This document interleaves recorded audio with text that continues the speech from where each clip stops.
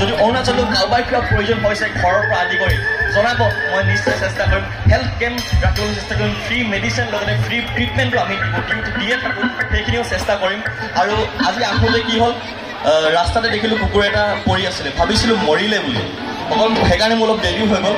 গাড়ীখন ৰখালে দেখিলোঁ কি কুকুৰটোক জীয়াইছে, উশাহ লৈ আছিলে, তাকে ট্ৰিটমেণ্ট কৰি আছিলোঁ। মই ক'ব বিচাৰিছোঁ এই যি জীৱ জন্তুৰ প্ৰতি মৰম, আপোনালোকে যদি ক'ৰবাত দেখা পায় গৰু কুকুৰ পৰি আছে, এবাৰ ৰৈ দিব। মই এইটো ৰিকুৱেষ্ট কৰিছোঁ, এবাৰ ৰৈ দিব, কেনেবাকৈ উশাহ লৈ আছে নেকি এবাৰ চাব, কেনেবাকৈ কিবা কৰিব পাৰোঁ নেকি এবাৰ চেষ্টা কৰিব। সেই কুকুৰটো এতিয়া উশাহ লৈ আছে ধুনীয়াকৈ, আমি দুয়োজনে মই তাক আকৌ ট্ৰিটমেণ্ট কৰি যাম।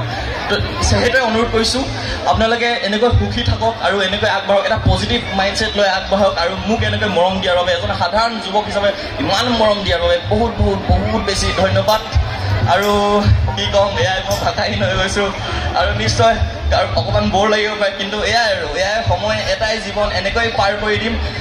নিশ্চয় সেই সোণৰ অসমখন মই চাবলৈ জীয়াই থাকিম নে নাথাকিম নাজানো, কিন্তু সেই সোণৰ অসম এদিন নহয় এদিন হ'বগৈ। এই নৱপ্ৰজন্মই কৰিব সেই সোণৰ অসমখন, তাত লাগিলে মই কুকুৰ বনি আহিম, কিন্তু সেইখন অসম নিশ্চয় হ'ব। আৰু এনেকুৱাকৈ আপোনালোকে অৰুণাচলতো কাম কৰি যাব, এনেকৈ কামনা কৰিম। আৰু শেষত আপোনালোকৰ সময় এটা কথা ক'ব যে সদায় দৰে সুখী থকা সুখী থাকক, স্মাইল কৰি থাকক, পজিটিভ থাকক। মই সময় গগৈ, অৰুণাচলৰ পৰা চাইনিং অফ।